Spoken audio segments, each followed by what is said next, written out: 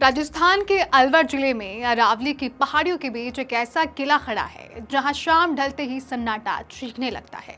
यानी शाम ढलते ही इंसानों की एंट्री बंद हो जाती है। जहां खुद भारतीय पुरातत्व सर्वेक्षण यानी एएसआई का एक आधिकारिक बोर्ड इस किले के एंट्री गेट पर लगा है और चेतावनी के साथ लिखा है, सूर्यास्त के बाद और सूर्योदय से पहले किले के परिसर में प्रवेश सख्त वर्जित है। सोचिए, जो सरकार देश भर के ऐतिहासिक स्मारकों को रात भर रोशनी से चमकाकर पर्यटकों के लिए खोलना चाहती है, वही सरकार अलवर के इस किले के दरवाजे सूरज ढलते ही बंद क्यों कर देती है? क्या सच में भानगढ़ भूतों का अड्डा है? क्या तंत्र मंत्र और श्राप का वो खौफ आज भी अरावली की पहाड़ियों में भटक रहा है, या फिर इस खौफ के पीछे इतिहास का कोई ऐसा पन्ना छुपा है जिसे हमने कभी ठीक से पढ़ा ही नहीं?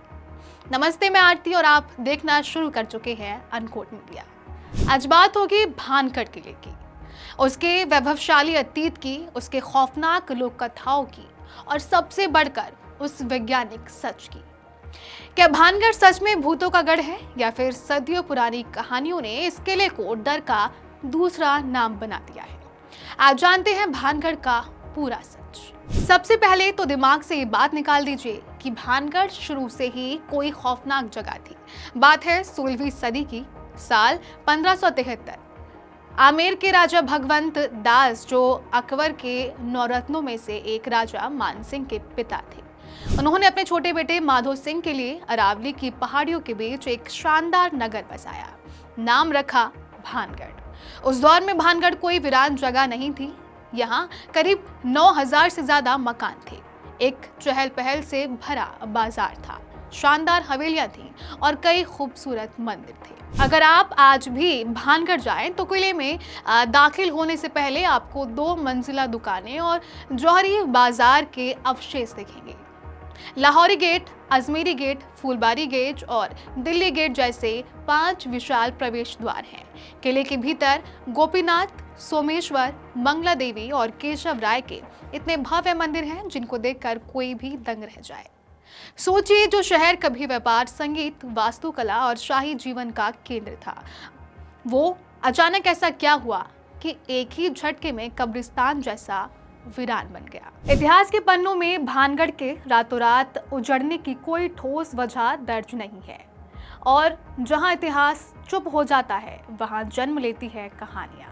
भानगढ़ को लेकर 2 लोक कथाएं सबसे ज्यादा प्रसिद्ध हैं। पहली कहानी गुरु बालूनाथ श्राप। कहा जाता है कि जब राजा भगवंत दास किला बनवा रहे थे तो पास की पहाड़ी पर गुरु बालूनाथ नाम के एक तपस्वी ध्यान लगाया करते थे। राजा ने उनसे किला बनवाने की इजाजत मांगी। गुरु बालूनाथ ने एक शर्त पर इजाजत दी कि किले की ऊंचाई इतनी होनी चाहिए कि उनकी परछाई मेरी तपस्या वाली जगह तक ना पहुंचे। राजा ने शर्त मान ली। सालों तक सब ठीक चला, लेकिन बाद की पीढ़ियों में माधो सिंह के एक वंशज ने अपनी सनक में किले की ऊंचाई बढ़ा दी। नतीजे के तौर पर किले की परछाई बालूनाथ के आश्रम पर पड़ गई। गुस्से में आकर साधु ने श्राप दे दिया, ये नगर एक दिन पूरी तरह उजड़ जाएगा और यहाँ कोई दोबारा नहीं बसा पाएगा। ऐसा माना जाता है कि इसी वजह से इस किले पर कोई छत नहीं है, और बनती है तो वो रुकती नहीं है। दूसरी और सबसे इंटरेस्टिंग कहानी तांत्रिक सिंधिया और राजकुमारी रत्नावती की। ये भानगढ़ की सबसे मशहूर कहानी है। राजकुमारी रत्नावती भानगढ़ की बेहद खूबसूरत राजकुमारी थी, जो भानगढ़ के राजा छत्र सिंह की बेटी थी। उनकी सुंदरता के किस्से दूर दूर तक फैले थे।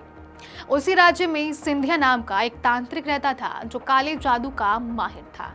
तांत्रिक राजकुमारी पर मोहित हो गया, लेकिन जानता था कि राजकुमारी उसे कभी नहीं स्वीकारेगी। एक दिन राजकुमारी की दासी बाजार में इत्र खरीदने गई। तांत्रिक ने चुपके से उस इत्र पर वशीकरण मंत्र फूंक दिया, लेकिन राजकुमारी को इस चाल की भनक लग गई। उन्होंने वो इत्र की शीशी पास की एक बड़ी चट्टान पर पटक दी। मंत्र के असर से वो विशाल पत्थर लुढ़कते हुए तांत्रिक की तरफ बढ़ा और उसे कुचल दिया।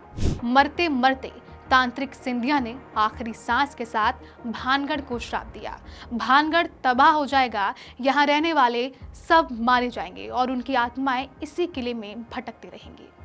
इत्तेफाक देखिए, इस घटना के कुछ ही समय बाद भानगढ़ और पड़ोसी राज्य अजबगढ़ के बीच जंग हुई और भानगढ़ पूरी तरह तबाह हो गया। हालांकि इतिहासकार इस प्रकार के किसी युद्ध या श्राप के ऐतिहासिक प्रमाण नहीं मानते हैं। खैर, कहानियां सुनने में जितनी रोमांचक लगती हैं, इतिहास का सच उतना ही सीधा और कड़वा होता है। इतिहासकारों और शोधकर्ताओं ने जब भानगढ़ के इतिहास की परतें उधेड़ी तो कुछ और ही सच निकल कर सामने आया। पहला कारण भीषण अकाल और जल संकट। 17वीं सदी के उत्तरार्ध में अरावली के इस पूरे इलाके में भीषण अकाल पड़ा। पानी के स्रोत सूख गए, कृषि पूरी तरह ठप हो गई। बिना पानी और अनाज के एक इतने बड़े शहर का टिक पाना नामुमकिन था। इसीलिए लोग धीरे धीरे इस जगह को छोड़कर दूसरी जगहों पर बस गए। दूसरा कारण व्यापारिक मार्गों का बदलना। मुगल साम्राज्य के पतन के बाद व्यापारिक रास्ते बदल गए। भानगढ़, जो कभी एक प्रमुख व्यापारिक पड़ाव हुआ करता था, मुख्य रास्तों से कट गया।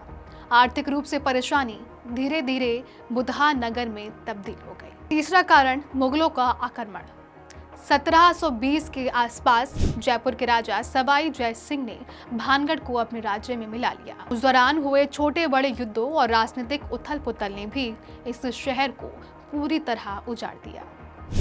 लेकिन अब अगर ये सब सिर्फ इतिहास है तो एएसआई रात में जाने से क्यों रोकती है, और लोग रात में घुंघरूओं या चीखने की आवाजें सुनने का दावा क्यों करते हैं? एएसआई के बैन का असली वैज्ञानिक कारण, जंगली जानवरों का खतरा।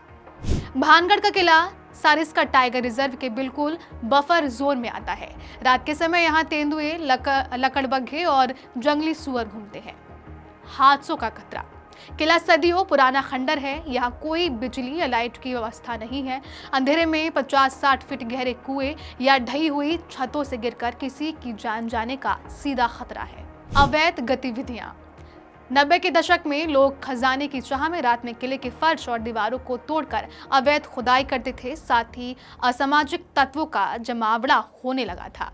लेकिन वहीं साइकोलॉजी की नजर से देखें तो वैज्ञानिकों का मानना है कि अरावली की घाटियों के बीच से जब तेज हवाएं निकलती हैं तो किले की पुरानी दीवारों से टकराकर एक खास आवृत्ति यानी फ्रीक्वेंसी पैदा होती है, जिससे इंफ्रासाउंड 18-19 हर्ट्ज कहती हैं।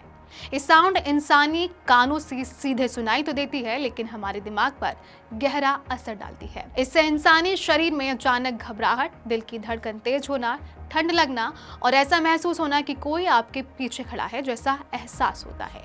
यानी डर भूतहार नहीं, मनोवैज्ञानिक होता है। पैरानॉर्मल इन्वेस्टिगेटर्स जैसे पैरानॉर्मल सोसाइटी के गौरव तिवारी ने भी कई बार यहाँ अपने थर्मल कैमरों और EMF मीटर्स के साथ रात बिताई, लेकिन किसी को भी किसी अलौकिक शक्ति का कोई ठोस वैज्ञानिक सबूत नहीं मिला। तो कुल मिलाकर भानगढ़ का सच क्या है? भानगढ़ आज भी दो दुनियाओं के बीच खड़ा हुआ है, एक अनसुलझी पहेली है। एक तरफ वो इतिहास है जो अकाल, अपायन और भूगोल की बात करता है, दूसरी तरफ वो लोक कथाएं हैं जो श्राप, तांत्रिक और भटकती आत्माओं का ताना बाना बुनती है। आपको क्या लगता है, क्या भानगढ़ का रहस्य कभी पूरी तरह सुलझ पाएगा? कमेंट करके अपनी राय जरूर बताइए और देखते रहिए अनकोट मीडिया।